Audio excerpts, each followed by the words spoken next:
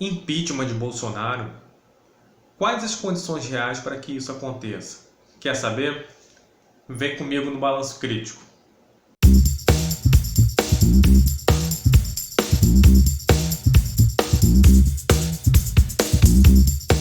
Olá, aqui é o professor Tiarão Borba. Peço já, inscreva-se no canal, dê o seu like e compartilhe o conhecimento do Balanço Crítico. O intuito desse vídeo é nós discutirmos quais as possibilidades reais do impeachment. Não adianta a gente ficar falando de impeachment aqui, impeachment ali, só por conta do discurso do Bolsonaro. A gente tem que perceber quais as relações de forças reais que possibilitam o impeachment de fato.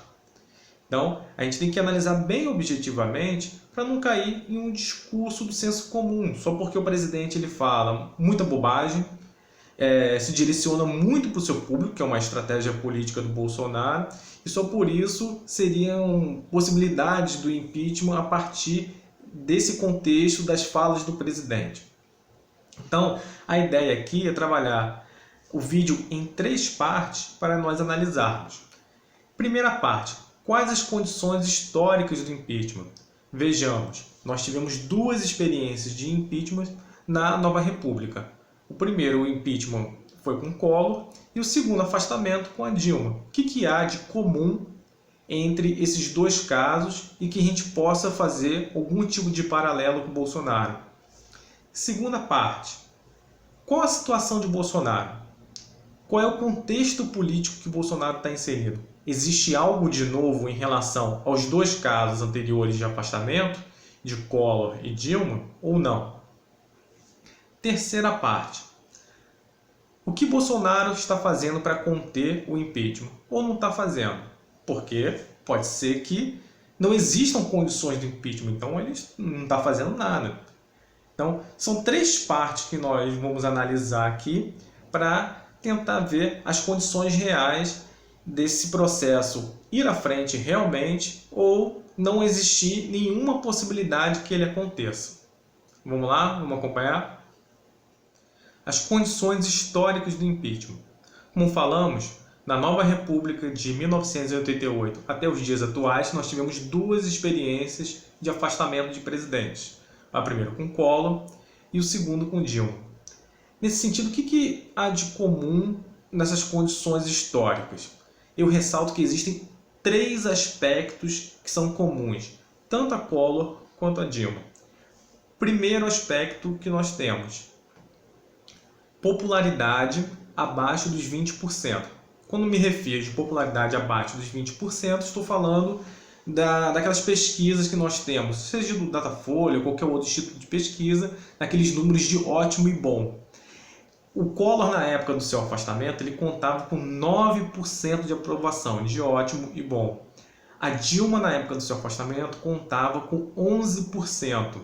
Então, a sociedade estava extremamente insatisfeita com as condições de governança de ambos os presidentes.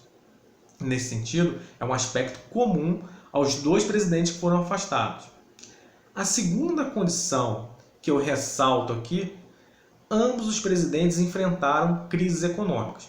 O Collor ele foi eleito, na época, para modernizar o Brasil, né? o famoso caçador de marajás, e também para combater o principal problema econômico que o Brasil tinha na época, que eram as altas taxas inflacionárias. Ele não consegue conter essas taxas inflacionárias. A população começa a ficar extremamente satisfeita com a sua política econômica. Lembrando que a gente teve ainda confisco das poupanças naquela época. Muita gente agora estava até recebendo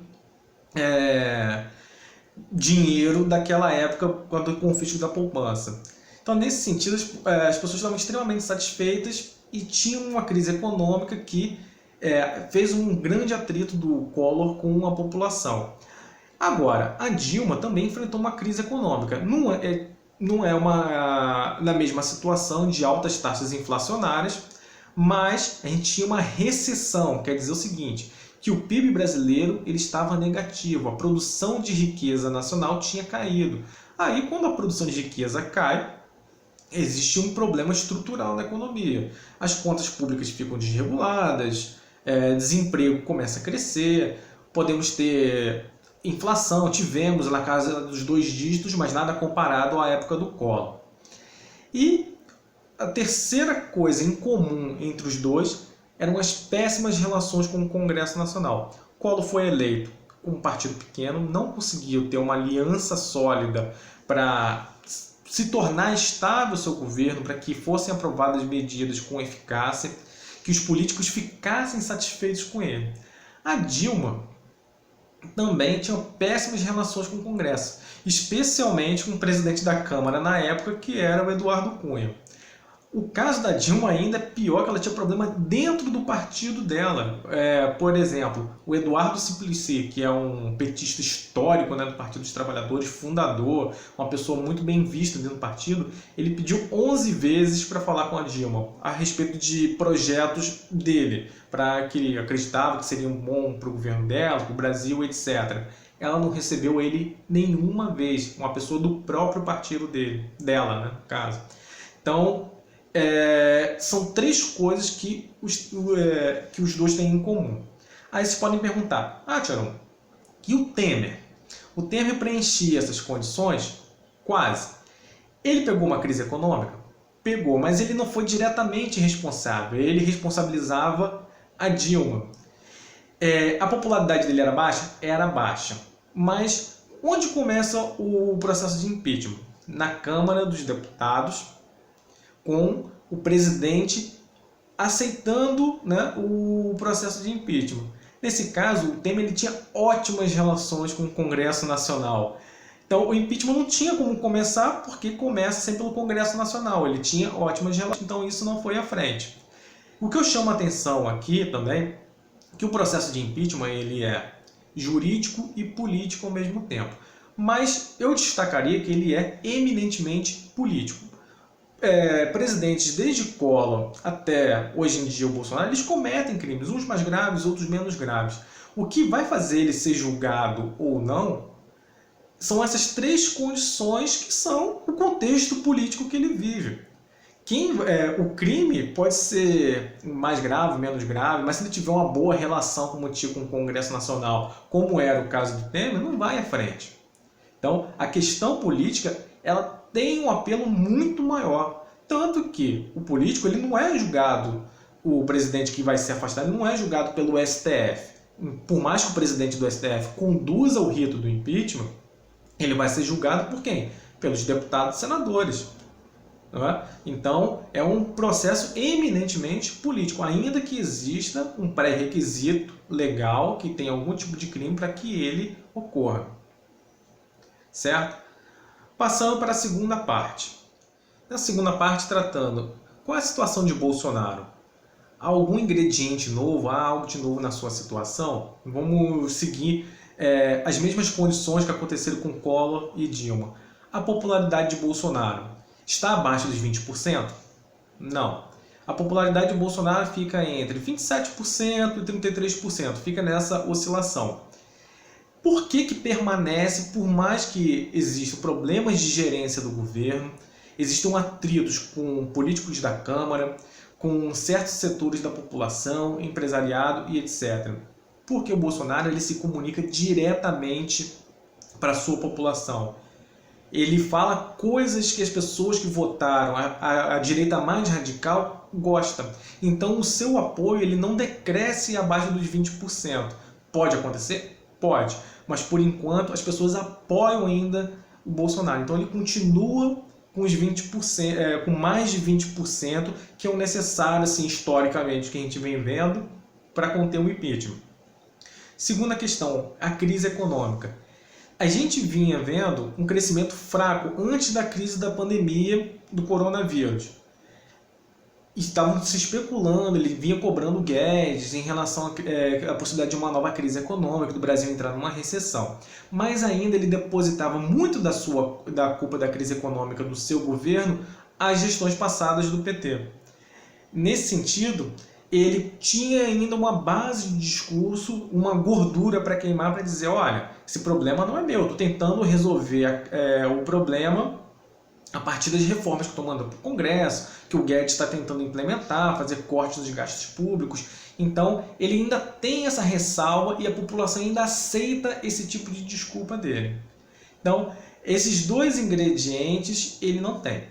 O terceiro ingrediente, péssimas relações com o Congresso Nacional. Realmente, ele tem péssimas relações, é noticiado volta e meia na imprensa, atritos que ele tem com os parlamentares. Não só ele, mas os seus ministros também. O próprio general Heleno já foi pego algumas vezes falando mal do Congresso Nacional.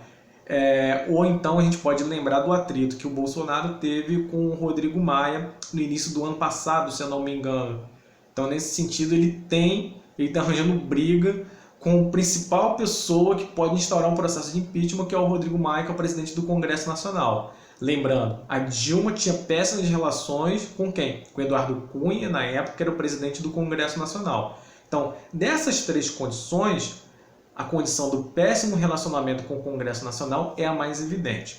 O que há de novo nessa relação do contexto político de Bolsonaro que não aconteceu nem com a Dilma nem com o Collor?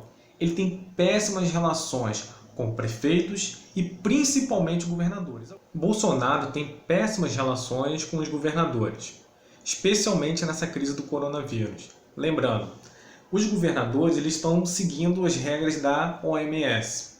Já Bolsonaro ele já é a favor do quê? Da não existência do distanciamento social, mas o distanciamento vertical que ele fala, só com os grupos de risco se isolando socialmente. Já os governadores eles estão adotando o distanciamento horizontal, quer dizer, toda a população em distanciamento. Qual é a grande questão? Os governadores seguem as regras, os protocolos de crise da Organização Mundial da Saúde e o Bolsonaro discorda. E os governadores necessitam de recursos do governo federal e, ao mesmo tempo, eles pressionam suas bancadas a pressionarem o governo federal a liberar dinheiro para os governadores e também para os municípios. Qual é a questão instalada aí? Cada um está seguindo um tipo de protocolo e já existem governadores que despontam como pré-candidatos à presidência de 2022. João Dória em São Paulo e Wilson Witzel aqui no Rio de Janeiro. Então é uma crise, um atrito que nós temos em relação ao governo federal e os estados. Isso não existia com a Dilma nem com o Fernando Collor. E o outro ingrediente novo que a gente tem no contexto do Bolsonaro são as investigações que sempre esbarram na sua família. Nós temos alguns processos já em curso. Primeiro, o da fake news que a gente tem instaurado pelo Supremo Tribunal. Segundo, o processo das rachadinhas de Flávio Bolsonaro. E terceiro, o processo de a investigação sobre Marielle Franco, que já chegaram a dois milicianos que são próximos à família Bolsonaro. Então, são dois ingredientes novos que nós temos no contexto político atual, dentro de variáveis que podem desgastar o governo Bolsonaro. Assim chegamos na terceira parte desse vídeo. Bolsonaro, como é que ele tenta conter o impeachment? Ele tenta ou não tenta? Na minha opinião, ele tenta. Ele usa alguns artifícios para se manter no cargo e que são bastante evidentes. Primeiro artifício que ele utiliza. Ele se comunica diretamente com seu eleitor. Muitas vezes as falas do presidente podem ser vistas como insanas, sem racionalidade, etc. Mas isso é uma percepção de pessoas do outro espectro político que não o do presidente, do espectro político da direita. Nesse sentido, ao se comunicar diretamente com seu eleitor, ele mantém a sua popularidade acima dos 20%. Percebam, desde o início do seu governo, mesmo com o declínio da sua popularidade, nos números de ótimo e bom, ele fica oscilando entre 27% e 33%. Por mais que ele tenha um declínio ainda até 20%, 20% ainda é um número extremamente expressivo. Lembrando, numa eleição presidencial, 20% é um número praticamente que garante um candidato no segundo turno de uma eleição presidencial. Então, é um instrumento que ele vem utilizando para conter o impeachment. segunda ferramenta que o Bolsonaro tenta para conter o impeachment. Lembrando, ele tem um péssimo relacionamento com o Congresso Nacional. Como que ele está tentando realizar isso? Melhorar essa situação. Ele fez uma série de acordos com o Centrão. O Centrão são vários partidos que mais ou menos somam 200 deputados. Ah, Tiarão, mas por que isso é importante? Aí é uma questão de conta. Aí existe toda uma racionalidade dele fazer um acordo com o Centrão, que o Centrão integre a sua base governista. Olha, a Câmara dos Deputados possui 513 deputados. Um processo de impeachment para ele passar, para o Jair Bolsonaro ele ser afastado, precisa de 342 votos, quer dizer, 2/3 da Câmara. Nesse sentido, se você diminuir 513 menos 200, vai dar o quê? 313. Quer dizer o seguinte, vão faltar 29 votos para se conseguir o afastamento de Bolsonaro. Então, enquanto o Centrão estiver no governo, ele vai conseguir conter. É claro, o Centrão, eles são um grupo de políticos extremamente fisiológicos, pragmáticos nos seus interesses. Se eles perceberem que o Bolsonaro não está mais atendendo aos seus interesses, eles vão sair fora. Mas, enquanto eles estiverem no governo, e uma coisa que o Centrão adora são o quê? Presidentes fracos. Porque quanto mais fraco é um presidente, mais eles podem extorquir o presidente por cargos específicos, estratégicos na administração pública federal. Então, esse é o ingrediente.